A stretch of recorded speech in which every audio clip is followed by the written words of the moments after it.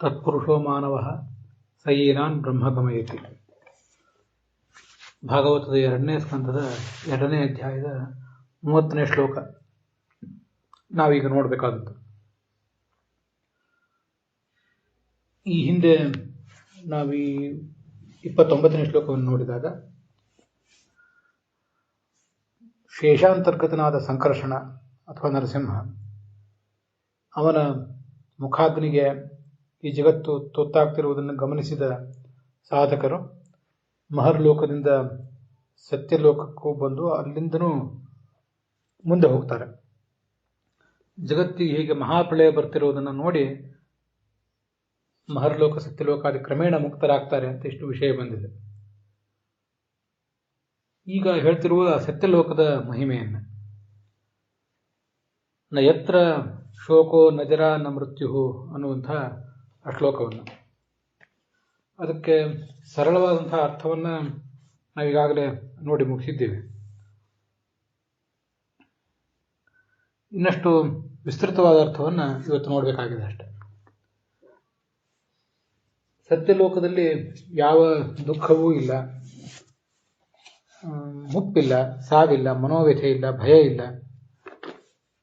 ಅಜ್ಞಾನಿಗಳು ನಿಷಿದ್ಧ ಕರ್ಮದಿಂದ ಮತ್ತೆ ಮತ್ತೆ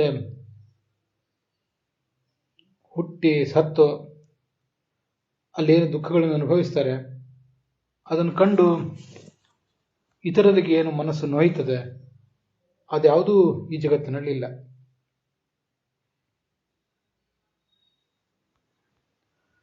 ಇಲ್ಲಿ ಋತೆ ಅಂತ ಒಂದು ಶಬ್ದ ಇದೆ. ಅದಕ್ಕೆ ಸಾಮಾನ್ಯವಾಗಿ ಪ್ರಸಿದ್ಧವಾಗಿರುವಂತಹ ಅರ್ಥ ಹೊರತಾಗಿ ಅಂತ.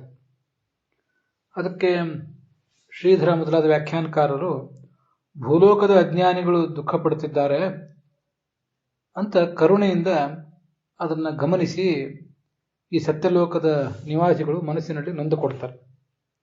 ಅವರಿಗೆ ಸ್ವಂತದ ದುಃಖ ಇರೋದಿಲ್ಲ. ಅನಿದಂ ವಿಧಾಂ ಇದಂ ಭಗವತೋ ಧ್ಯಾನಂ ಅಜಾನತಾಂ. ಭಗವಂತನ ಧ್ಯಾನ ಮಾಡುವುದನ್ನು ಅರಿಯದ ಜೀವರು ಏನೊಂದು ಕೊನೆಯಿಲ್ಲದ ದುಃಖವನ್ನು ಅನುಭವಿಸ್ತಾರೆ. ಆ ದುಃಖಕ್ಕೆ ಕಾರಣವಾದ ಹುಟ್ಟು ಸಾವು ಅವ್ರಿಗೇನು ಬರ್ತಾ ಇದೆ, ತಸ್ಯ ಅನುದರ್ಶನಾತ್ ತೇಷಾಂ ಕೃಪೆಯ. ಇದೆಲ್ಲ ಶ್ರೀಧರಿಯ ವ್ಯಾಖ್ಯಾನದ ಸಾಲುಗಳು. ಅವರ ಮೇಲೆ ಕೃಪೆಯಿಂದ ಇವರಿಗೊಂದಿಷ್ಟು ನೋವಾಗ್ತದೆ. ಅದೊಂದು ದುಃಖ ಬಿಟ್ಟರೆ ಇನ್ಯಾವ ದುಃಖವೂ ಅವರಿಗಿರೋದಿಲ್ಲ. ಇನ್ನೊಬ್ಬರ ದುಃಖವನ್ನು ನೋಡಿ ಕರಗ್ತಾರೆ ಹೊರತು ತಮಗೆ ಯಾವ ಸ್ವಂತ ದುಃಖವೂ ಇರೋದಿಲ್ಲ ಅಂತ ಅರ್ಥ ಮಾಡ್ತಾರೆ. ಆದರೆ ಹಾಗೇನು ಅರ್ಥ ಮಾಡಬೇಕಾದ ಅವಶ್ಯಕತೆ ಇಲ್ಲ. ಋತೆ ಅನ್ನುವುದು ಕೇವಲ ಹೊರತಾಗಿ ಅನ್ನುವುದನ್ನು ಮಾತ್ರ ಹೇಳಬೇಕಾಗಿಲ್ಲ. ಋತೆ ಅಂತನ್ನೋದು ಸಪ್ತಮಿ ವಿಭಕ್ತಿ ಅಂತವಾಗಿಯೂ ಆಗಬಹುದು. ಋತೆ ಅನ್ನುವುದನ್ನು ಅವ್ಯಯ ಅಂತ ಎಲ್ಲರೂ ಇಟ್ಕೊಂಡು ಬಿಟ್ಟಿದ್ದಾರೆ. ಆದರೆ ಅವ್ಯಯ ಅಂತಲೇ ನಾವು ಭಾವಿಸಬೇಕಾಗಿಲ್ಲ. ಋತೆ ಅನ್ನುವುದನ್ನು ಸಪ್ತಮಿ ವಿಭಕ್ತಿ ಏಕವಚನ ಅಂತ ತಿಳ್ಕೊಂಡ್ರೆ ಅದರಿಂದ ಋತೆ ಅಂದರೆ ಸತ್ಯಲೋಕದಲ್ಲಿ. ಸತ್ಯ ಅನ್ನುವುದು ಋತ ಶಬ್ದವು ಪರ್ಯಾಯ. ಸತ್ಯೇ ಅಂದರೆ ಸತ್ಯಲೋಕದಲ್ಲಿ ಹೇಗೋ ಹಾಗೆ ಋತೆ ಅಂದರೆ ಸತ್ಯಲೋಕದಲ್ಲಿ ಅಂತ ಅದರ ತಾತ್ಪರ್ಯ ಆಗಿಬಿಡ್ತದೆ. ಹಾಗಾಗಿ ಆಚಾರ್ಯರ ಭಾಗವತ ತಾತ್ಪರ್ಯ ಇಲ್ಲಿ ನಮಗೆ ಹೇಳ್ತದೆ, ಋತೆ ಅಂದರೆ ಸತ್ಯಲೋಕೆ. ಅನಿದಂ ವಿಧಾಂ ಅಂತಿದೆ. ಅನಿದಂ ವಿಧಾಂ ಅಂದರೆ ಇದಂ ವೇತೃಗಳು ಅಲ್ಲದೇ ಇದ್ದವರು. ಇದಂ ಅಂದರೆ ಇದು ಅಂತ ಅರ್ಥ. ಅದು ಯಾವುದು ಇದು ಅಂದರೆ ಈ ಹಿಂದೆ ಬಂದಿರುವಂತಹ ಬ್ರಹ್ಮವೇತೃಗಳು ಇದಂ ವಿದರು. ಯಾರು ಬ್ರಹ್ಮವಿದರಲ್ಲವೋ ಅವರು ಅನಿದಂ ವಿದರು. ಆ ಅನಿದಂ ವಿದರಾದಂತಹ ಸಾಮಾನ್ಯರಿಗೆ, ಪಾಮರರಿಗೆ ಏನೊಂದು ದುಃಖಕ್ಕೆ ಕಾರಣವಾದ ಈ ಸಂಸಾರ ಬರ್ತಿರ್ತದೆ, ಅದನ್ನು ನೋಡಿ ತಾವೂ ದುಃಖ ಪಡುವ ಪ್ರಸಂಗ ಇಲ್ಲಿರುವ ಸತ್ಯಲೋಕದ ನಿವಾಸಿಗಳಿಗಿರುವುದಿಲ್ಲ ಅಂತ ಅದರ ತಾತ್ಪರ್ಯ ಆಗುತ್ತೆ. ಸತ್ಯಲೋಕದ ಲಕ್ಷಣವನ್ನು ಹೀಗೆ ಆಚಾರ್ಯರು ವರಾಹ ಪುರಾಣದ ಮಾತಿನಿಂದ ಉದ್ಧರಿಸ್ತಾರೆ. ಸರ್ವ ದುಃಖ ವಿಹೀನಾಯೇ ಮುಕ್ತಾ ಪ್ರಾಯಸ್ತು ತಾದೃಶಾಃ ಅಮುಕ್ತಾಸ್ತು ಜನಾದ್ಯೇಷು ವಿಶೇಷೇಣತು ಸತ್ಯಗಾಹ ಅಂತ. ದುರಂತ ದುಃಖಂಚ ಪ್ರಭವಶ್ಚ ಆಚಾರ್ಯರು ಹೇಳಿರುವಂಥ ಇನ್ನೊಂದು ಮಾತಲ್ಲಿ ಎಣೆಯಿಲ್ಲದ ಕೊನೆಯಿಲ್ಲದ ದುಃಖ ಮತ್ತು ಪ್ರಭವ ಅಂದರೆ ಜನ್ಮ.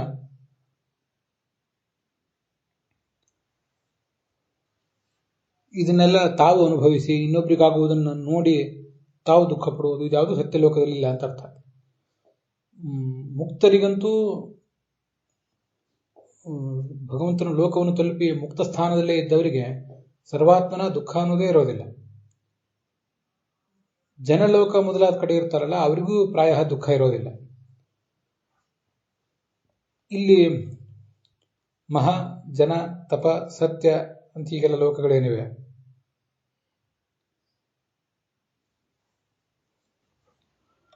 ಇವರೆಲ್ಲರೂ ಕೂಡ ದುಃಖರಹಿತರೇ ಆಗಿರ್ತಾರೆ. ಮುಕ್ತರೇ ಆಗಿ ಹೋಗಿರುವಂತಹ ಜೀವರಿಗಿಂತ ಅವರಿಗೆ ಹೋಲಿಸಿದರೆ ಸತ್ಯಲೋಕದಲ್ಲೂ ಒಂದಿಷ್ಟು ದುಃಖದ ಸ್ಪರ್ಶ ಇರ್ತದೆ. ಚತುರ್ಮುಖ ಬ್ರಹ್ಮನಿಗೆ ಅಜ್ಞಾನಂ ಚತುರ್ವಾರಂ ದ್ವಿವಾರಂ ದುಃಖಮೇವಚ, 4 ಬಾರಿ ಅಜ್ಞಾನ 2 ಬಾರಿ ದುಃಖ ಹೀಗೆಲ್ಲ ಬಂದಿತ್ತು ಅಂತ ಭಾಗವತದಲ್ಲಿ ಮುಂದೆ ಬರೋದಿಲ್ಲ. ಆದ್ದರಿಂದ ಸತ್ಯಲೋಕದ ಒಡೆಯನಾದ ಚತುರ್ಮುಖ ಬ್ರಹ್ಮನಿಗೆ ಒಂದಿಷ್ಟು ದುಃಖ ಇತ್ಯಾದಿಗಳು ಬರುವುದು ಅಂದ ಮೇಲೆ ಅಲ್ಲಿರುವ ನಿವಾಸಿಗಳಿಗೂ ದುಃಖ ಬರ್ತದೆ, ಅದು ಬಹಳ ಅಲ್ಪ. ಅದಕ್ಕಿಂತ ಕೆಳಗೆ ಇರುವಂತಹ ತಪೋಲೋಕ, ಅಲ್ಲಿ ಇನ್ನೊಂದು ಸ್ವಲ್ಪ ದುಃಖ ಹೆಚ್ಚಾಗ್ತದೆ. ಜನ, ತಪ, ಮುಂದೆ ಬರುವುದು ಸತ್ಯ. ಅಮುಕ್ತಾಸ್ತು ಜನಾದ್ಯೇಶು ಅಂತಿದೆ. ಜನಲೋಕಾದಿಗಳಲ್ಲಿರುವ ಜೀವರು ಅವರಿನ್ನೂ ಮುಕ್ತಿಗೆ ಹೋಗಿಲ್ಲದೆ ಹೋದರೂ ಕೂಡ ಬಹುತೇಕ ದುಃಖರಹಿತರೆ. ಸ್ವಲ್ಪ ಏನೋ ದುಃಖ ಇರಬಹುದಷ್ಟೇ. ಜನಲೋಕದಿಂದ ಮುಂದೆ ತಪೋಲೋಕ, ಅಲ್ಲಿ ಹೋದರೆ ಮತ್ತೂ ದುಃಖ ಕಡಿಮೆ ಆಗ್ತದೆ. ಸತ್ಯಲೋಕಕ್ಕೆ ಹೋದ್ರೆ ಮತ್ತೂ ದುಃಖ ಕಡಿಮೆ ಆಗ್ತದೆ. ಮುಕ್ತಿಯಲ್ಲಿ ಇಲ್ಲವೇ ಇಲ್ಲ ಅಂತ ಆಗ್ತದೆ. ಮೇಲಿನ ಲೋಕಗಳಿಗೆ ಹೋದರೆ ದುಃಖವೇ ಕಡಿಮೆ ಆಗುವುದು, ಮತ್ತೆ ಕೊನೆಗೊಮ್ಮೆ ದುಃಖವೇ ಇಲ್ಲದಂತಾಗುವ ಅವಕಾಶ ಇರ್ತದೆ. ಕೆಳಗೆ ಬಂದರೆ ದುಃಖದ ಸ್ಪರ್ಶ ಒಂದು ಸ್ವಲ್ಪ ಹೆಚ್ಚಾಗ್ತಾ ಹೋಗ್ತದೆ ಅನ್ನೋದನ್ನ ಆ ಶ್ಲೋಕ ತಿಳಿಸ್ತದೆ. ಅದಕ್ಕಾಗಿ ಪ್ರಾಯ ಅಂತ ಹೇಳಿದ್ದಾರೆ. ಮುಕ್ತರಾದವರಿಗೆ ಯಾವುದೇ ದುಃಖ ಹೇಗಿರೋದಿಲ್ವ ಅಷ್ಟು ದುಃಖ ಸ್ಪರ್ಶ ಈ ಸಂಸಾರದಲ್ಲಿದ್ದವರಿಗೆ ಇರೋದಿಲ್ಲ. ಸಂಸಾರದಲ್ಲಿ ಇದ್ದಾರೆ, ಇನ್ನೂ ಮುಕ್ತಿಯನ್ನು ಇನ್ನೂ ಹೊಂದಿಲ್ಲ, ಲಿಂಗದೇಹ ಇನ್ನೂ ಇದೆ ಅಂದ ಮೇಲೆ ಸ್ವಲ್ಪ ದುಃಖ ಹಾಗೇ ಆಗ್ತಿರ್ತದೆ ಅಂತ ಅದರ ತಾತ್ಪರ್ಯ ಆಗ್ತದೆ.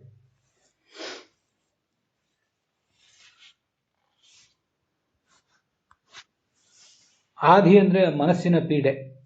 ಆದಿಸ್ತು ವ್ಯಸನೆ ಚಿತ್ತೆ ದುಃಖೇ ಅಧಿಷ್ಠಾನ ಬಂಧಯೋ ಅಂತ ಈ ಕೋಶ ಇರೋದ್ರಿಂದ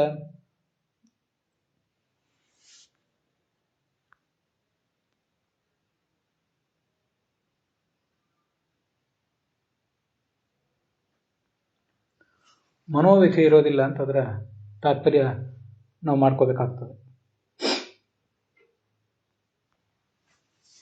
ಮುಚ್ಚಂತೆ ಬ್ರಹ್ಮಣ ಸಹ ಅಂತ ಈ ವಾಮನ ಪುರಾಣದ ಮಾತನ್ನ ಆಚಾರ್ಯ ಇಲ್ಲಿ ಉದ್ಧರಿಸಿದಾರಲ್ಲ. ಎಲ್ಲರೂ ಚತುರ್ಮುಖ ಬ್ರಹ್ಮನ ಜೊತೆಗೆ ಮುಕ್ತಿ ಹೋಗುವುದಾದರೆ ಕೆಲವರು ಮಹರ್ಲೋಕ, ಜನಲೋಕ ಮೊದಲಾದ ಕಡೆ ಇದ್ದು ಜ್ಞಾನಭಕ್ತಿಯಾದಿ ಸಾಮಗ್ರಿಯ ಪಕ್ವತೆಗಾಗಿ ಯಾಕೆ ಪ್ರಯತ್ನ ಪಡ್ತಾರೆ ಅಂತ ಒಂದು ಜಿಜ್ಞಾಸೆ ನಮಗೆ ಬರ್ತದೆ. ಅದಕ್ಕೆ ವಿಜಯಧ್ವಜರು ಹೀಗೆ ಉತ್ತರ ಕೊಟ್ಟಿದ್ದಾರೆ. ಯೋಗ್ಯತಾ ಬಾಹುವಿಧ್ಯಾತ್ ಮುಕ್ತೇರಪಿ ಬಹುವಿಧತ್ವಾತ್. ಜೀವರ ಯೋಗ್ಯತೆ ಭಿನ್ನವಾಗಿರುವುದರಿಂದ ಅವರು ಮಾಡಬೇಕಾದ ಸಾಧನೆಯೂ ಭಿನ್ನವಾಗಿದೆ. ಅವರಿಗೆ ಸಿಗುವಂತಹ ಮುಕ್ತಿಯಲ್ಲಿ ಅವರಿಗೆ ಸಿಗುವಂತಹ ಸುಖ ಅದು ಕೂಡ ಭಿನ್ನವಾಗಿರ್ತದೆ. ಅದರಿಂದ ಮುಕ್ತಿಗೆ ಅವರು ಕಾಲಿಡುವುದು ಚತುರ್ಮುಖ ಬ್ರಹ್ಮನ ಜೊತೆಗೆ ಆದ್ರೂ ಅದಕ್ಕಾಗಿ ಒಂದಿಷ್ಟು ಸಾಧನೆಯನ್ನು ಅವರು ಮಹರ್ಲೋಕಾದಿಗಳಲ್ಲಿದ್ದು ಮಾಡ್ಕೋತಾರೆ ಅಂತ ಅದರ ಅಭಿಪ್ರಾಯ ಆಗ್ತದೆ. ಅದಕ್ಕಾಗಿ ಇವತ್ತು ಆರಂಭದಲ್ಲಿ ತತ್ಪುರುಷೋ ಮಾನವ ಸಯೇನಾನ್ ಬ್ರಹ್ಮಗಮಯತಿ ಅನ್ನುವ ಒಂದು ಉಪನಿಷನ್ ಮಂತ್ರವನ್ನು ಹೇಳಿದೆ. ತತ್ ಅಂದರೆ ಭಾರತೀ ದೇವಿ, ಅವಳ ಪತಿಯಾದಂತಹ ಪುರುಷನಾದಂತಹ ಚತುರ್ಮುಖ ಈ ಕೆಲವರನ್ನ ಚತುರ್ಮುಖ ಬ್ರಹ್ಮನ ಬಳಿಗೆ, ಕೆಲವರನ್ನ ಪರಮಾತ್ಮನ ಬಳಿಗೆ ಒಯ್ತಾನೆ ಅಂತ ಬಂದಿರುವಂತಹ ಮಾತದು. ಮುಚ್ಚಂತೆ ಬ್ರಹ್ಮಣ ಸಹ ಅಂದರೆ ಚತುರ್ಮುಖ ಬ್ರಹ್ಮನ ಜೊತೆಗೆ ಅಂದರೆ ಬ್ರಹ್ಮಾದಿ ದೇವತೆಗಳ ಜೊತೆಗೆ ಅಂತ ಅರ್ಥ ಮಾಡ್ಕೊಳ್ಬೇಕು ಅಂತ ಯಾದವಾರ್ಯರು ತಮ್ಮ ವ್ಯಾಖ್ಯಾನದಲ್ಲಿ ಹೇಳಿದ್ದಾರೆ.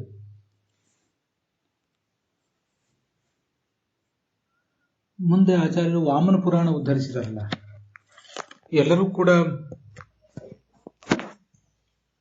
ವಿಷ್ಣುಲೋಕಕ್ಕೆ ಹೋಗುವುದು ಸಮಾನ ಕಾಲದಲ್ಲಿಯೋ ಹೇಗೆ ಅಂತ ಒಂದು ಜಿಜ್ಞಾಸೆ ನಮಗೆ ಬಂದಾಗ ಅದಕ್ಕಿಲ್ಲಿ ಉತ್ತರ ಹೇಳ್ತಾರೆ. ವಿಷ್ಣೋರ್ಲೋಕಂ ತದೈವ ಏಕೆ ಯಾಂತಿ.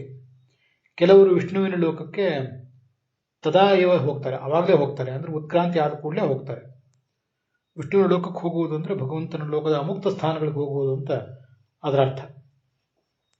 ಅದಕ್ಕೆ ಯಾದವಾರ್ಯರು ಏಕೆ ಅಂದರೆ ಅತ್ಯಂತಂ ಹರಿಪ್ರೀತಿ ವಿಷಯ, ಭಗವಂತನಿಗೆ ಅತ್ಯಂತ ಬೇಕಾದವರು ಅನ್ನೋ ಅರ್ಥ ಬರೀತಾರೆ. ಯಾಂತಿ ಕಾಲಾಂತರೇ ಪರೆ, ಇನ್ನು ಕೆಲವರು ಆಮೇಲೆ ಹೋಗ್ತಾರೆ ಅಂತ ಬಂದಿದೆ.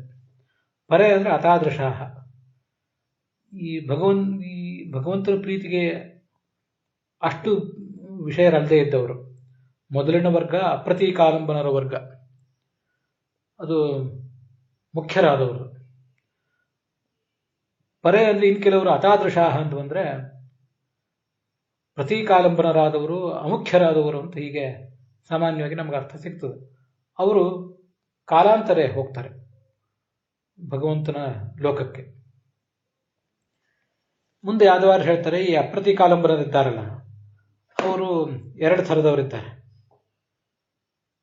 ಚೆನ್ನಾಗಿ ತನ್ನ ಸಾಧನವನ್ನು ಪೂರ್ತಿ ಮಾಡಿಕೊಂಡವರು, ಇನ್ನೂ ಮಾಡ್ಕೊಳ್ಳದೇ ಇದ್ದವರು ಅಂತ. ಹಾಗೆ ಮಾಡ್ಕೊಂಡವರಿದ್ದಾರಲ್ಲ ಅವ್ರು ಯಾಕೆ ಕಾಲಾಂತರ ಹೋಗ್ತಾರೆ? ತತ್ರ ಆದ್ಯಾನಾಂ ಕಾಲಾಂತರೇ ವಿಷ್ಣುಲೋಕಗಮನೆ ನಿಮಿತ್ತಮಾಹ ಆಜ್ಞೆಯೈವ ಹರೇಃ ಕೇಚಿತ್. ಕೆಲವರು ಭಗವಂತನ ಆಜ್ಞೆಗನುಸಾರವಾಗಿ ಕಾಲಾಂತರದಲ್ಲಿ ಹೋಗ್ತಾರೆ. ಇಲ್ಲಿ ಕೆಲವರು ಅಂದರೆ ಇವರು ಅಪ್ರತೀಕಾಲಂಬನರೇ, ಸಾಧನೆಯನ್ನು ಪೂರ್ತಿ ಮಾಡ್ಕೊಂಡಿದ್ದಾರೆ, ಆದರೆ ಭಗವಂತನ ಆಜ್ಞೆ ಹೀಗಿದೆ, ಈಗ ಬರುವುದು ಬೇಡ, ಆಮೇಲೆ ಬನ್ನಿ ಅಂತ. ಇಂಥ ಕಾಲದಲ್ಲಿ ನನ್ನ ಲೋಕಕ್ಕೆ ಬರಬೇಕು ನೀವು ಅಂತ ಹರಿಯ ಆಜ್ಞೆ ಇರುವುದರಿಂದ ಆಗ ಹೋಗ್ತಾರೆ. ಅಷ್ಟೇ ಕಾರಣ ಹೊರತು ಅವರು ಸಾಧನೆ ಪೂರ್ತಿ ಆಗಿಲ್ಲ ಅಂತ ಅರ್ಥ ಅಲ್ಲ. ಇನ್ನು ದ್ವಿತೀಯರಿದ್ದಾರೆ, ಅವ್ರದ್ದು ಸಾಧನೆ ಪೂರ್ತಿ ಆಗಿರೋದೇ ಇಲ್ಲ. ಇವರು ಅಪ್ರತೀಕಾಲಂಬನರೇ, ಆದರೆ ಅಪ್ರತೀಕಾಲಂಬನರಲ್ಲೇ ಅನೇಕ ವರ್ಗಗಳಿವೆ ಅಲ್ಲ. ಆದ್ದರಿಂದ ಅವರೆಲ್ಲ ಮತ್ತು ಕೆಳಗಿನವರು ಸಾಧನೆಯೇನೋ ಪೂರ್ತಿ ಮಾಡಿದ್ದಾರೆ, ಆದರೆ ಮೇಲಿನವರದಷ್ಟು ಸಾಧನೆ ಪೂರ್ತಿ ಆಗಿಲ್ಲ. ಇವರು ಮೇಲೊಂದು ವರ್ಗ ಬಂತಲ್ಲ, ಅವ್ರದಷ್ಟು ಆಗಲಿಲ್ಲ. ಅಂಜಸ ಅಪೂರ್ತೆ, ಈ ಪೂರ್ತಿ ಅನ್ನುವುದು ಸಾಪೇಕ್ಷ ಅಲ್ಲ. ಆದ್ದರಿಂದ ಭಗವಂತನ ಆಜ್ಞೆಯಿಂದ ಆಮೇಲೆ ಭಗವಂತನ ಲೋಕಕ್ಕೆ ಹೋಗುವವರಿಗಿಂತ ಸಾಧನೆ ಇನ್ನೂ ಪೂರ್ಣ ಆಗಿಲ್ಲ ಅನ್ನೋ ದೃಷ್ಟಿಯಿಂದ ಮತ್ತೆ ಸ್ವಲ್ಪ ವಿಳಂಬ ಮಾಡೋರು ಇನ್ನೂ ಕೆಳಗಿನವರು ಅಂತ ಹೀಗೆ ಅದಕ್ಕೆ ಅರ್ಥ ತಿಳ್ಕೋಬೇಕು. ಹಾಗಾದ್ರೆ ಇವರೆಲ್ಲ ಕಾಲಾಂತರದಲ್ಲಿ ಹೋಗ್ತಾರೆ ಅಂದ್ರೆ ಅಲ್ಲಿವರೆಗೆ ಎಲ್ಲಿರ್ತಾರೆ ಅಂತ ಪ್ರಶ್ನೆ ಬಂದ್ರೆ, ವಿಹೃತ್ಯೈವ ಅನ್ಯ ಲೋಕೇಶು, ಮೊದಲಾದ ಲೋಕಗಳಲ್ಲಿ ವಿಹಾರ ಮಾಡಿ ಮುಂದೆ ತಮ್ಮ ಪ್ರಸಂಗ ಬಂದಾಗ ಅವರು ಮುಕ್ತಿಗೆ ಹೋಗ್ತಾರೆ. ಹೀಗೆ ಯಾದವಾರ್ಯರ ದೃಷ್ಟಿಕೋನಕ್ಕನುಸಾರವಾಗಿ ಈ ಅಪ್ರತೀಕಾಲಂಬನರಾದ ದೇವತೆಗಳದೇ ಇದು ವಿಭಾಗ. ಅಪ್ರತೀಕಾಲಂಬನಾ ದ್ವಿವಿಧಾ ಅಂತ ಅವರು ಬರೆದಿದ್ದಾರೆ. ಸಾಧನೆಯನ್ನು ಚೆನ್ನಾಗಿ ಪಕ್ವ ಮಾಡಿಕೊಂಡವರು, ಇನ್ನೂ ಅಷ್ಟು ಸಾಧನೆ ಪಕ್ವ ಮಾಡ್ಕೊಳ್ಳದೇ ಇದ್ದವರು ಅಂತ ಎರಡು ಥರದವರು. ಇದರಲ್ಲಿ ಸಾಧನೆಯನ್ನು ಚೆನ್ನಾಗಿ ಪಕ್ವ ಮಾಡ್ಕೊಂಡಿದ್ರು ಕಾಲಾಂತರದಲ್ಲಿ ಯಾಕೆ ಮುಕ್ತಿಗೆ ಹೋಗ್ತಾರೆ ಅಂದ್ರೆ ಭಗವಂತನ ಆಜ್ಞೆ ಆಗಿದೆ. ಇನ್ನು ಕೆಲವರದು ಸಾಧನೆ ಅಷ್ಟೊಂದು ಪಕ್ವ ಆಗಿದೆ, ಆದರೂ ತಮ್ಮ ಹಿರಿಯರಿಗಿಂತ ಸ್ವಲ್ಪ ಅಪಕ್ವವೇ ಆಗಿದೆ ಅಂತಾದಾಗ ಅವ್ರದ್ದು ಇನ್ನೂ ಪೂರ್ಣ ಆಗಿಲ್ಲ. ಆದ್ದರಿಂದ ಭಗವಂತ ಅವರನ್ನ ಮತ್ತಷ್ಟು ವಿಳಂಬದಿಂದ ಕರೆಸ್ಕೋತಾನೆ. ಅಪೂರ್ತೇಹೇ ಕೇಚಿದಂಜಸ, ಅವ್ರದ್ದು ವ್ಯಕ್ತಿತ್ವ ಇನ್ನೂ ಪಕ್ವವಾಗಿಲ್ಲ, ಸಾಧನ ಪಕ್ವವಾಗಿರಲಿಲ್ಲ. ಆಗ ಅವರೆಲ್ಲ ಬೇರೆ ಲೋಕಗಳಲ್ಲಿ ವಿಹಾರ ಮಾಡಿ ಕೊನೆಗೆ ಚತುರ್ಮುಖ ಬ್ರಹ್ಮನ ಜೊತೆಗೆ ಮುಕ್ತಿಯನ್ನು ಹೊಂದುತ್ತಾರೆ ಅಂತ ಅದರ ತಾತ್ಪರ್ಯ. ಯಾದವಾರ್ಯರ ಟಿಪ್ಪಣಿಯಲ್ಲಿ ಸ್ವಲ್ಪ ಸಮಸ್ಯೆಗಳಿವೆ. ವಿಷ್ಣೋರ್ ಲೋಕಮಿತಿ ಅಂತ ಒಂದು ಪ್ರತಿಗ್ರಹಣೆಯನ್ನು ಮಾಡಿದ್ದಾರೆ. ತದೈವ ಅಂದರೆ ಉತ್ಕ್ರಾಂತಿ ಅನಂತರಮೇವ, ಉತ್ಕ್ರಾಂತಿಯ ಬಳಿಕವೇ. ಏಕೆ ಅಂದರೆ ಕೆಲವರು ಅತ್ಯಂತ ಭಗವಂತನ ಪ್ರೀತಿಗೆ ವಿಷಯರಾದವರು ಅಪ್ರತೀಕಾಲಂಬರರು ಅಂತ ಬರೆದಿದ್ದಾರಲ್ಲ. ಅದಾದ್ಮೇಲೆ ಮುಂದೆ ಪರ್ಯಾಯ ಅತಾದೃಶಾಹ ಅಂತಿದೆಯಲ್ಲ. ಅತಾದೃಶಾಹ ಅಂದರೆ ಭಗವಂತನ ಸಂಪೂರ್ಣ ಪ್ರೀತಿಗೆ ಪಾತ್ರರಲ್ಲದೆ ಇದ್ದವರು, ಆದ್ರಿಂದ ಪ್ರತೀಕಾಲಂಬರರು ಅಂತ ಅಲ್ಲಿ ಅನಿಸುವ ಸಾಧ್ಯತೆ ಇದೆ. ಅಲ್ಲಿ ಏನು ಅನಿಸುವ ಸಾಧ್ಯತೆ ಇದೆ ಅನ್ನೋದನ್ನು ನಾನು ಮೊದಲು ಟಿಪ್ಪಣಿಯಲ್ಲಿ ಹೇಳಿದೆ. ಆದರೆ ಮುಂದೆ ಆದವಾರರು ಅದನ್ನು ಈ ಅಪ್ರತೀಕಾಲಂಬನದೇ ಇದೆಲ್ಲ ವಿಭಾಗ, ಅವ್ರದೇ ವರ್ಣನೆ ಇಲ್ಲಿ ಮಾಡ್ತಾ ಇರೋದು ಅಂತ ಬರೀತಾರೆ. ಪ್ರತೀಕಾಲಂಬನರಾದವರಿಗೆ ಮಹರ್ಲೋಕಾದಿಗಳಲ್ಲೇ ಇರುವ ಪ್ರಸಂಗ ಇರ್ತದೆ, ಸತ್ಯಲೋಕದಲ್ಲಿರುವ ಪ್ರಸಂಗ ಇರ್ತದೆ. ಮಹರ್ಲೋಕ ಅಲ್ಲ, ಅದರ ಸತ್ಯಲೋಕದಲ್ಲಿರುವ ಪ್ರಸಂಗ ಇರ್ತದೆ. ಮುಕ್ತಿಗೆ ಸಿಗುವ ತನಕವೂ ವೈಕುಂಠ ಲೋಕದ ಅಮುಕ್ತ ಸ್ಥಳಕ್ಕೂ ಅವ್ರಿಗೆ ಹೋಗ್ಲಿಕ್ಕೆ ಬರೋದಿಲ್ವಲ್ಲ. ಪ್ರಳಯಾತ್ಪೂರ್ವಂ ವಿಷ್ಣುಲೋಕ ಅಪ್ರಾಪ್ತೇಹೇ, ವಿಷ್ಣುಲೋಕ ಪ್ರಾಪ್ತಿ ಅಂತ ಅನ್ನೋದವ್ರಿಗೆ ಆಗೋದಿಲ್ಲ, ಯಾಕೆಂದ್ರೆ ಅದು ಶಾಸ್ತ್ರ ವಿರುದ್ಧ ಆಗಿದೆ. ಆದ್ದರಿಂದ ಇದೆಲ್ಲವೂ ಕೂಡ ಅಪ್ರತೀಕಾಲಂಬನದೇ ವಿಭಾಗ ಅಂತ ಯಾದವಾರ್ಯರು ಬರೀತಾರೆ. ಆದರೆ ವಿಜಯಧ್ವಜರು ಇದು ಪ್ರತೀಕಾಲಂಬನ ಅಪ್ರತೀಕಾಲಂಬನ ಅಂತ ಏನೂ ಬರೆದಿಲ್ಲ. ಗೋವಿಂದಾಚಾರ್ಯರು ಅದನ್ನೇನು ಹೇಳಲಿಲ್ಲ. ಇದು ಸ್ವಲ್ಪ ಗೋಜಲಾಗಿದೆ. ಪ್ರಾಯ ವಿಜಯಧ್ವಜರು ಯಾದವಾರ್ಯರಿಗಿಂತ ಮುಂಚೆ ಇದಕ್ಕೆ ಟಿಪ್ಪಣಿ ಬರೆದವರು ಯಾರು ಶ್ರೇಷ್ಠರಾದ ಜ್ಞಾನಿಗಳು ಸಿಗೋದಿಲ್ಲ. ಆ ಪರಂಪರೆ ಈಗ ವಿಚ್ಛಿನ್ನ ಆಗಿ ಹೋಗಿದೆ. ಈ ಎಲ್ಲ ಸಂಗತಿಗಳನ್ನು ನಮಗೆ ತಿಳಿಸುವ ಪರಂಪರೆ ಅಂತ ನನ್ನ ಆಲೋಚನೆ. ಆದ್ರಿಂದಲೇ ಪುರಾಣಿಕಾಚಾರ್ಯರು ಸಾಮಾನ್ಯವಾಗಿ ವಿಜಯಧ್ವಜರು ಯಾದವಾರ್ಯರನ್ನ ಅಲ್ಲಲ್ಲಿ ಯಾವುದು ತಮಗೆ ಯಾವ ಸಂದರ್ಭದಲ್ಲಿ ಸೂಕ್ತ ಅಂತ ಕಾಣಿಸ್ತದೋ ಅದನ್ನು ಅವರು ಅನುಸರಿಸ್ತಾರಲ್ಲ. ಅದಕ್ಕೆ ಪುರಾಣಿಕಾಚಾರ್ಯರು ಇಲ್ಲಿ ತಮ್ಮ ಭಾಗವತ ತಾತ್ಪರ್ಯದಲ್ಲಿ ಪರಮಾತ್ಮನಿಗೆ ಅತ್ಯಂತ ಪ್ರಿಯರಾದವರು ಉತ್ಕ್ರಮಣ ಆದ ಕೂಡಲೇ ನೇರವಾಗಿ ವೈಕುಂಠಕ್ಕೆ ಅಂದರೆ ಅಮುಕ್ತ ಸ್ಥಾನಕ್ಕೆ ಹೋಗ್ತಾರೆ. ಉಳಿದವರಲ್ಲಿ ಸಾಧನ ಪೂರ್ತಿಯಾದವರನ್ನ ಭಗವಂತ ತನ್ನ ಇಚ್ಛೆಯಿಂದ ಯಾವಾಗಾದರೂ ತನ್ನ ಲೋಕ ಕರೆಸ್ಕೋತಾನೆ ಅಂತ ಬರೆದಿದ್ದಾರೆ. ಇಚ್ಛೆಯಿಂದ ಅಲ್ಲ, ಅದು ಆಜ್ಞೆಯಿಂದ ಅಂತ ಆಗಬೇಕು. ಆಜ್ಞೆಯವ ಹರೇ ಕೇಚಿತ್ ಅಂತ ಬಂದಿದೆ ಅಲ್ಲಿ. ಸಾಧನ ಪೂರ್ತಿ ಆಗದೇ ಇದ್ದವರು ತಮ್ಮ ಸಾಧನೆ ಪೂರ್ತಿ ಆದ ಮೇಲೆ ಆ ಬ್ರಹ್ಮಪ್ರಳಯಕ್ಕಿಂತ ಮುಂಚೆನೆ ವೈಕುಂಠ ಲೋಕಕ್ಕೆ ಹೋಗ್ತಾರೆ, ಅಂದರೆ ಅಮುಕ್ತ ಸ್ಥಾನಕ್ಕೆ ಹೋಗ್ತಾರೆ. ಅಂತೂ ಈ ಅಪ್ರತೀಕಾಲಂಬನದಾಗಲಿ, ಸತ್ಯಲೋಕದಲ್ಲಿರುವಂತಹ ಪ್ರತೀಕಾಲಂಬನದಾಗಲಿ, ಮಹಾರಾಜ ಲೋಕದಲ್ಲಿರುವಂತಹ ಜ್ಞಾನಿಗಳಾಗಲಿ ಎಲ್ರಿಗೂ ಕೂಡ ಮುಕ್ತಿ ಪ್ರಳಯ ಕಾಲದಲ್ಲೇ. ಅದು ಹಿಂದೆ 24ನೇ ಶ್ಲೋಕದಲ್ಲೋ 22ನೇ ಶ್ಲೋಕದಲ್ಲೋ ಒಂದು ಕಡೆ ಬಂದಿದೆ. ಅಪ್ರತೀಕಾಲಂಬನರು ಮುಖ್ಯರು, ಪ್ರತೀಕಾಲಂಬನರು ಅಮುಖ್ಯರು, ಅಪಕ್ವರಾದವರು ಮಹಾರಾಜ ಲೋಕದಲ್ಲಿರುವವರು. ಅಂತೂ ಎಲ್ಲರೂ ಚತುರ್ಮುಖ ಬ್ರಹ್ಮ ಮೊದಲಾದ ದೇವತೆಗಳು ಮುಕ್ತಿಗೆ ಹೋಗುವಾಗಲೇ ಹೋಗ್ತಾರೆ ಹೊರತು ಅವನಿಗಿಂತ ಮುಂಚೆ ಇವರು ಯಾರು ಮುಕ್ತಿಗೆ ಹೋಗ್ಲಿಕ್ಕೆ ಸಾಧ್ಯ ಆಗೋದಿಲ್ಲ ಅಂತ ಎಷ್ಟು ಅರ್ಥ ಬರೆದಿದ್ದಾರೆ. ಪರಮಾತ್ಮನಿಗೆ ಅತ್ಯಂತ ಪ್ರಿಯರಾದವರು ಅಪ್ರತೀಕಾಲಂಬನರು ಅನ್ನುವ ವಿಷಯವನ್ನು ಬರೆದಿಲ್ಲ ಪುರಾಣಿಕಾಚಾರ್ಯರು. ಪ್ರಿಯರಾದವರನ್ನು ಮಾತ್ರ ಬರೆದಿದ್ದಾರೆ. ಉತ್ಕ್ರಮಣ ಆದ ಕೂಡಲೇ ನೇರವಾಗಿ ವೈಕುಂಠಕ್ಕೆ ಹೋಗ್ತಾರೆ ಅಂತ. ಉಳಿದವರಲ್ಲಿ ಸಾಧನ ಪೂರ್ತಿ ಆದವರನ್ನ, ಸಾಧನ ಪೂರ್ತಿ ಆಗದೇ ಇದ್ದವರನ್ನ ಅಂತೆಲ್ಲ ಹೇಳುವಾಗ ಇದು ಎಲ್ಲವೂ ಕೂಡ ಅಪ್ರತೀಕಾಲಂಬನದ ಕುರಿತಾದ ವಿಭಾಗವೇ ಅಂತ ಅವರು ಹೇಳಲಿಲ್ಲ. ಪುರಾಣಿಕಾಚಾರ್ಯ ಅದನ್ನು ಬರೆದಿಲ್ಲ. ಅರ್ಥಾತ್ ಅವರು ಯಾದವಾರ್ಯರು ಹೇಳಿದ್ದನ್ನು ಪೂರ್ಣ ಅಲ್ಲಿ ಅನುಸರಿಸಲಿಲ್ಲ ಅಂತ ಅರ್ಥ. ವಿಜಯಧ್ವಜರೇನು ಹೇಳಲಿಲ್ಲ, ಅನಂತ ತೀರ್ಥರು ಯಾದವಾರ್ಯರು ಹೇಳಲಿಲ್ಲ, ಗೋವಿಂದಾಚಾರ್ಯರು ಅದನ್ನು ಹೆಚ್ಚು ವಿವರಿಸಿಲ್ಲ. ಕೆಲವರು ಇಷ್ಟು ಮಾತ್ರ ಹೇಳಿ ಅದನ್ನು ಅವರು ಮುಂದೆ ಸಾಗಿಸಿದ್ದಾರೆ. ಯಾದವಾರ್ಯರ ಅಭಿಪ್ರಾಯಕ್ಕನುಸಾರವಾಗಿ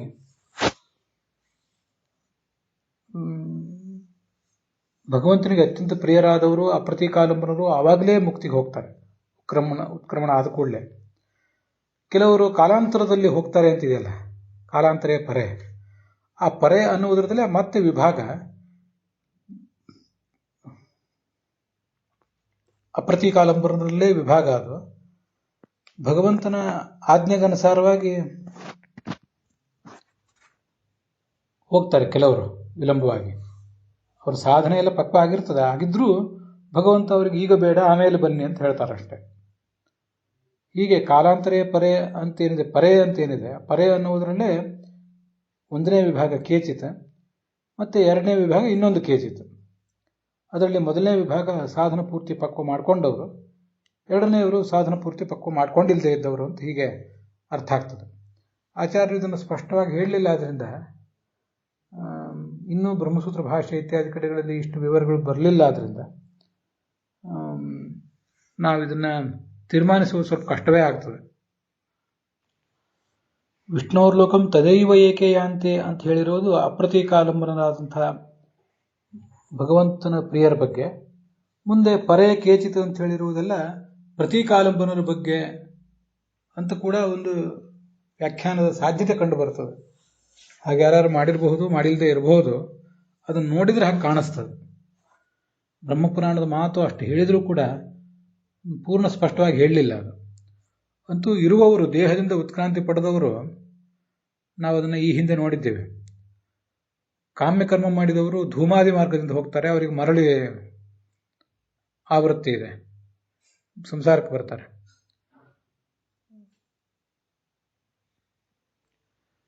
ಶ್ರವಣ ಮನನಾದಿಗಳನ್ನು ಮಾಡಿದಂತಹ ಜ್ಞಾನ ಮಾರ್ಗಿಗಳೇನಿದ್ದಾರೆ ಅವರು ಅರ್ಚಿರಾದಿ ಮಾರ್ಗದಿಂದ ಮೇಲೆ ಹೋಗ್ತಾರೆ. ಅದರಲ್ಲಿ ಇನ್ನೂ ಸಾಧನೆ ಪಕ್ವ ಆಗಿಲ್ಲದೆ ಇದ್ದವರು ಅಪಕ್ವಾಹ ಅಂತ ಹಿಂದೆ ಅದು ಬಂದಿದೆಯಲ್ಲ, ಅವರು ಮಹಾರಾಜ ಲೋಕಗಳಲ್ಲಿ ಇರ್ತಾರೆ. 24ನೇ ಶ್ಲೋಕದಲ್ಲಿ ಬಂದಿದೆ, ಅಪಕ್ವ ಏನ ತೇ ಯಾಂತಿ ವಾಯುಂವಾ ಹರಿಮೇವವ.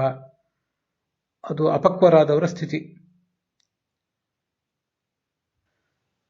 ಅದಕ್ಕಿಂತ ಮೇಲಿರುವವರು ಅಮುಖ್ಯರಾದವರು, ಅವರು ಪ್ರತೀಕಾಲಂಬನರು. ಅಲ್ಲಿ 24ನೇ ಶ್ಲೋಕದ ಭಾಗವತ ತಾತ್ಪರ್ಯದಲ್ಲಿ ಬಂದಂತೆ ಆ ಅಮುಖ್ಯರಾದವರನ್ನೇ ತದನ್ಯೇ ಅಂತ ಹೇಳಿರುವುದು. ಅದಕ್ಕಿಂತ ಮುಂಚೆ ಇರುವವರು ಮುಖ್ಯರು, ಅವರು ಅಪ್ರತೀಕಾಲಂಬನರು. ಹೀಗೆ ಅಪ್ರತೀಕಾಲಂಬರ ದೇವತೆಗಳು ಮುಖ್ಯರು, ಪ್ರತೀಕಾಲಂಬನರು ಅಮುಖ್ಯರು, ಅಪಕ್ವರು ಅಂತ ಮೂರನೇದ್ದು. ಈಗ 3 ಗಣಗಳಿವೆ. ಈ 3 ಗುಂಪಿನಲ್ಲಿ ವಿಷ್ಣೋರ್ಲೋಕಂ ತದೈವೇಕೆ ಅಂತ ಹೇಳಿರುವುದು ಅಪ್ರತೀಕಾಲಂಬರನಾದಂಥ ಮುಖ್ಯರನ್ನ, ಭಗವಂತನ ಪ್ರೀತಿಗೆ ವಿಷಯರಾದವರನ್ನ. ಪರೆ ಅಂತ ಹೇಳಿರುವುದು ಪ್ರತೀಕಾಲಂಬರನ್ನ ಅಂತ ವ್ಯಾಖ್ಯಾನ ಮಾಡುವ ಒಂದು ಸಾಧ್ಯತೆ ಇದೆ. ಹೀಗೆ ವ್ಯಾಖ್ಯಾನ ಮಾಡಿದರೂ ಕೂಡ ಯಾದವಾರ್ಯರು ಏನು ದೋಷ ಹೇಳಿದ್ದಾರೆ ಅದು ದೋಷ ಬರೋದಿಲ್ಲ. ಪ್ರತೀಕಾಲಂಬನರು ಮತ್ತು ಮಹರ್ರಾದಿ ಲೋಕಗಳಲ್ಲಿರುವಂಥವರು ಪ್ರಳಯಕ್ಕಿಂತನ ಮುಂಚೆನೇ ವಿಷ್ಣು ಲೋಕಕ್ಕೆ, ಅರ್ಥಾತ್ ಅಮುಕ್ತ ವಿಷ್ಣು ಲೋಕಕ್ಕೆ ಬರ್ತಾರೆ ಅನ್ನೋದು ಶಾಸ್ತ್ರ ಸಿದ್ಧವಲ್ಲ, ಶಾಸ್ತ್ರ ವಿರುದ್ಧನೇ. ಆದ್ದರಿಂದ ಇಲ್ಲಿ ಹೇಳಿರುವುದೆಲ್ಲವೂ ಅಪ್ರತೀಕಾಲಂಬನರ ಬಗ್ಗೆನೇ ಅಂತ ಯಾದವಾರ್ಯ ಏನು ಹೇಳಿದ್ದಾರೆ. ಆ ದೋಷಗಳು ಇಲ್ಲಿ ಬರುವ ಸಾಧ್ಯತೆಯನ್ನು ನಾವು ತಪ್ಪಿಸಬಹುದು. ಹೇಗೆ ಅಂದರೆ, ಕಾಲಾಂತರ ಎಂದ ಶಬ್ದಕ್ಕೆ ಈ ಚತುರ್ಮುಖ ಬ್ರಹ್ಮನ ಪ್ರಳಯ ಕಾಲವೆಲ್ಲವೂ ಮುಗಿದು ಅವನೂ ಮುಕ್ತಿಗೆ ಹೋಗುವಾಗ, ಚತುರ್ಮುಖ ಬ್ರಹ್ಮ ಮೊದಲಾದ ದೇವತೆಗಳೆಲ್ಲರೂ ಮುಕ್ತಿಗೆ ಹೋಗುವಾಗಲೇ, ಅದರಿಂದ ಪ್ರಳಯಕ್ಕಿಂತ ಮುಂಚೆ ಅಂತ ಅರ್ಥ ಮಾಡಬೇಕಾಗಿಲ್ಲ. ಅದಕ್ಕೆ ಕಾಲಾಂತರ ಅಂದರೆ ಪ್ರಳಯ ಕಾಲದ ಬಳಿಕ ಅಂತಲೇ ಅರ್ಥ ಮಾಡುವ ಸಾಧ್ಯತೆ ಇದೆ. ಶ್ಲೋಕದ ಪ್ರಥಮ ಪಾದದಲ್ಲಿ ಹೇಳಿರುವುದು ಆವಾಗಲೇ, ಇನ್ನೂ ಸೃಷ್ಟಿ ಇದ್ದಾಗಲೇ, ಬ್ರಹ್ಮನ ಪ್ರಳಯ ಆಗದೇ ಇದ್ದಾಗಲೇ ಇವರೆಲ್ಲರೂ ಮುಕ್ತಿಗೆ ಹೋಗ್ತಾರೆ, ಅರ್ಥಾತ್ ಅಮುಕ್ತ ಸ್ಥಾನಕ್ಕೆ ಹೋಗ್ತಾರೆ ಅಂತ ಹೇಳಿರುವುದು. ಎರಡನೇ ಪಾದದಲ್ಲಿ ಹೇಳಿರುವುದು ಕಾಲಾಂತರ ಅಂತ. ಪ್ರಳಯ ಕಾಲ ಮುಗಿದು ಚತುರ್ಮುಖ ಬ್ರಹ್ಮ ಮುಕ್ತನಾಗುವಾಗ ಅವನ ಜೊತೆಗೆ ಮುಕ್ತರಾಗ್ತಾರೆ ಅಂತ ಆ ಪ್ರತೀಕಾಲಂಬನ ದೇವತೆಗಳ ಬಗ್ಗೆ, ಅರ್ಥಾತ್ ಅಮುಖ್ಯರ ಬಗ್ಗೆ ಅದನ್ನು ವ್ಯಾಖ್ಯಾನಿಸಿದರೂ ತಪ್ಪೇನೂ ಆಗೋದಿಲ್ಲ. ಹಾಗೆ ವ್ಯಾಖ್ಯಾನ ಮಾಡುವ ಸಾಧ್ಯತೆ ಇದೆ ಅಂತ ಹೇಳಿದೆ. ಯಾದವಾರ್ಯರ ಮಾತೆ ಆ ದೃಷ್ಟಿಯಲ್ಲಿ ಗೊಂದಲಕ್ಕೆ ಕಾರಣ ಆಗುವಂತಿದೆ. ಏಕೆ ಶ್ಲೋಕದ ಪ್ರಥಮ ಪಾದದಲ್ಲಿ ಹೇಳಿರುವ ಅತ್ಯಂತ ಹರಿಪ್ರೀತಿ ವಿಷಯ ಅಪ್ರತೀಕಾಲಂಬನಾ ಅಂತ ಹೇಳಿದ ಮೇಲೆ ಪರೇ ಅತಾದೃಶಾಹ ಅಂತ ಹೇಳಿದರೆ ಅವರು ಅತ್ಯಂತ ಹರಿಪ್ರೀತಿ ವಿಷಯರೂ ಅಲ್ಲ, ಅಪ್ರತೀಕಾಲಂಬನರೂ ಅಲ್ಲ. ಹರಿಪ್ರೀತಿಗೆ ಸ್ವಲ್ಪ ಕಡಿಮೆ ಪಾತ್ರರು ಮತ್ತು ಪ್ರತೀಕಾಲಂಬನರು ಅಂತ ಅರ್ಥ ಆಗುವ ಸಾಧ್ಯತೆ ಇದೆ. ಯಾದವಾರ್ಯರ ಮಾತನ್ನೇ ಗಮನಿಸಿದರೆ ಶ್ಲೋಕವನ್ನು ನೋಡಿದರೆ ಹಾಗೆ ಕಾಣಿಸ್ತದೆ. ಕೆಲವರು ಆಗಲೇ ಹೋಗ್ತಾರೆ, ಕೆಲವರು ಆಮೇಲೆ ಹೋಗ್ತಾರೆ. ಆಮೇಲೆ ಅಂದರೆ ಆಗಲೇ ಅಂದರೆ ಏನರ್ಥ ಇದೆಯೋ ಅದಕ್ಕಿಂತ ವಿರುದ್ಧವಾದ ಅರ್ಥ ಆಮೇಲೆ ಅನ್ನೋದಕ್ಕೆ. ಆಗಲೇ ಅಂದರೆ ಇನ್ನೂ ಸೃಷ್ಟಿ ಇದ್ದಾಗಲೇ, ಚತುರ್ಮುಖ ಬ್ರಹ್ಮ ಇನ್ನೂ ಮುಕ್ತನಾಗದೇ ಇದ್ದಾಗಲೇ ಈ ಅಪ್ರತೀಕಾಲಂಬನರು ವಿಷ್ಣು ಲೋಕದ ಅಮುಕ್ತ ಸ್ಥಾನಕ್ಕೆ ಹೋಗ್ತಾರೆ. ಇನ್ನು ಕೆಲವರು ಪ್ರತೀಕಾಲಂಬನರು ಮೊದಲಾದವರು ಪ್ರಳಯಕಾಲ ಮುಗಿದು, ಪ್ರಳಯಕಾಲ ಪ್ರಾರಂಭ ಆಗಿ ಸೃಷ್ಟಿಯೆಲ್ಲವೂ ಮುಗಿದು ಪ್ರಳಯಕಾಲ ಬಂದಾಗ ಚತುರ್ಮುಖ ಬ್ರಹ್ಮನ ಜೊತೆಗೆ ಮುಕ್ತರಾಗ್ತಾರೆ ಅಂತ ಕಾಲಾಂತರ ಎಂಬ ಶಬ್ದಕ್ಕೆ ಅರ್ಥ ಮಾಡುವುದು ಕಷ್ಟ ಏನಲ್ಲ. ಅದರಿಂದ ಹಿಂದೆ ಏಕೆ ಅನ್ನುವ ಶಬ್ದ ಏನನ್ನು ಹೇಳಿದೆಯೋ ಅದಕ್ಕೆ ವಿರುದ್ಧವಾದ ಅರ್ಥ ಪರೇ ಅನ್ನುವ ಶಬ್ದ ಹೇಳ್ತದೆ ಅಂತ ಅನ್ನೋದು ಸಹಜವಾಗಿ ಸಿದ್ಧ ಆಗ್ತದೆ. ಆದ್ದರಿಂದಲೇ ಇಲ್ಲಿ ಗೊಂದಲ ಉಳಿಯೋದು. ಅದರ ಬಗ್ಗೆ ವಿದ್ವಾಂಸರು ಮತ್ತಷ್ಟು ಪರಿಶೀಲನೆ ಮಾಡಬೇಕಷ್ಟೆ. ನಾನು ಹೆಚ್ಚಿಂದೇನು ಹೇಳಲಿಕ್ಕಾಗೋದಿಲ್ಲ. ಅದಕ್ಕಾಗಿ ವಿಜಯಧ್ವಜರು ಯೋಗ್ಯತಾ ಬಹುವಿಧ ಇರುವುದರಿಂದ ಮುಕ್ತಿಯೂ ಬಹುವಿಧವಾಗಿದೆ. ಕೆಲವರು ಇನ್ನೂ ಸೃಷ್ಟಿ ನಡೀತಾ ಇರುವಾಗಲೇ ವೈಕುಂಠ ಲೋಕದ ಮುಕ್ತ ಸ್ಥಾನಕ್ಕೆ ಹೋಗ್ತಾರೆ. ಕೆಲವರು ಸೃಷ್ಟಿ ಮುಗಿದ ಮೇಲೆ ಪ್ರಳಯ ಕಾಲ ಆದಾಗ ಚತುರ್ಮುಖಾದಿ ಎಲ್ಲ ದೇವತೆಗಳ ಸಂಗಡವೇ ಮುಕ್ತ ಲೋಕಕ್ಕೆ ಹೋಗ್ತಾರೆ. ಹೀಗೆ ಯೋಗ್ಯತೆ ಬಹುವಿಧವಾಗಿರುವುದರಿಂದ ಮುಕ್ತಿಯೂ ಬಹುವಿಧವಾಗಿದೆ. ಅದನ್ನು ಈ ಶ್ಲೋಕ ಹೇಳ್ತದೆ, ವಾಮನ ಪುರಾಣದ ಮಾತು. ಅದರಿಂದ ಅದನ್ನು ಕೇವಲ ಅಪ್ರತೀಕಾಲಂಬರನಿಗೆ ಸೀಮಿತ ಮಾಡಬೇಕಾಗಿಲ್ಲ ಅಂತ ಕಾಣಿಸ್ತದೆ. ಇದನ್ನೆಲ್ಲ ನೋಡಿದರೆ ವಿದ್ವಾಂಸರು ಇದನ್ನು ಮತ್ತಷ್ಟು ಪರಿಶೀಲಿಸಬೇಕಷ್ಟೆ.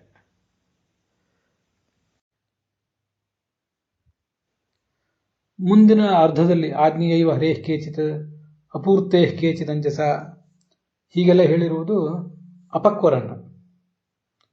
ಅಪೂರ್ತೇಹ ಅಂತ ಹೇಳಿರುವುದಂತೂ ಅಪಕ್ವರ ಬಗ್ಗೆನೇ ಅಂತ ಅನ್ನೋದು ನಿಶ್ಚಿತ. ಸಾಧನ ಇನ್ನೂ ಯಾರ್ದು ಪೂರ್ಣ ಆಗಿಲ್ಲವೋ, ಪಕ್ವ ಆಗಿಲ್ಲವೋ, ಅವರು ಬೇರೆ ಬೇರೆ ಲೋಕಗಳಲ್ಲಿ ವಿಹಾರ ಮಾಡಿ ಆಮೇಲೆ ಮೇಲೆ ಭಗವಂತನ ಬಳಿಗೆ ಹೋಗ್ತಾರೆ ಅಂತ ಅದು ಅಪಕ್ವರ ಬಗ್ಗೆನೇ ಹೇಳಿದ್ದು ನಿಶ್ಚಿತ. ಆಜ್ಞೆಯೈವ ಹರೇಃ ಕೇಚಿತ್ ಅಂತ 3ನೇ ಪಾದದಲ್ಲಿ ಹೇಳಿರುವುದು ಯಾರ ಬಗ್ಗೆ?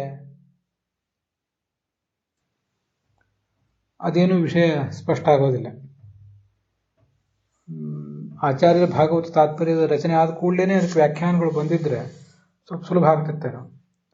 ಆದರೆ ಸೂತ್ರ ಭಾಷ್ಯ ಮತ್ತು ಅನುವ್ಯಾಖ್ಯಾನ ಅದಕ್ಕೆಲ್ಲ ಕೂಡಲೇ ಹೇಗೆ ಟೀಕೆ ಟಿಪ್ಪಣಿಗಳ ಪರಂಪರೆ ಮುಂದುವರಿತು, ಈ ಭಾಗವತ ತಾತ್ಪರ್ಯಕ್ಕೆ ಹಾಗೆ ಮುಂದುವರೆದಿಲ್ಲ. ಆದ್ದರಿಂದ ಈ ಯಾದವಾರ್ಯರು ಮೊದಲಾದವರ ಹಾಗೆ ಪ್ರಕಾಶಿನಿ, ಪ್ರಬೋಧಿನಿ ಮೊದಲಾದ ವ್ಯಾಖ್ಯಾನಗಳಿವೆ. ಅವು ಕೂಡ ಈಗ ನಮಗೆ ತೃಪ್ತಿ ಕೊಡೋದಿಲ್ಲ. ಯಾದವಾರ್ಯರ ಟಿಪ್ಪಣಿ ಹೆಚ್ಚು ತೃಪ್ತಿ ಕೊಡ್ತದೆ ಪ್ರಕಾಶಿನಿ ಮತ್ತು ಪ್ರಬೋಧಿನಿಗಳಿಗಿಂತ.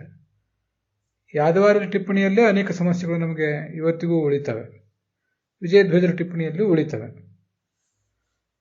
ಅಂತೂ ಯಾದವಾರ್ಯರು ಏನು ಹೇಳಲಿಕ್ಕೆ ಹೊರಟಿದ್ದಾರೆ, ಈ ಶ್ಲೋಕವನ್ನು ಕೇವಲ ಅಪ್ರತೀಕಾಲಂಬರನಿಗೆ ಸೀಮಿತ ಮಾಡಿ ಅದನ್ನು ವಿಜಯಧ್ವಜರೇನೂ ಬರೆದಿಲ್ಲ, ಉಳಿದವರು ಬರೀಲಿಲ್ಲ. ಅನಂತ ತೀರ್ಥರು, ಯಾದವಾರ್ಯರು, ಯಾದವೇಂದ್ರರು ಮೊದಲಾದವರು ಅವರೆಲ್ಲ ವಿಜಯಧ್ವಜರಿಗಿಂತ ಪ್ರಾಚೀನರು.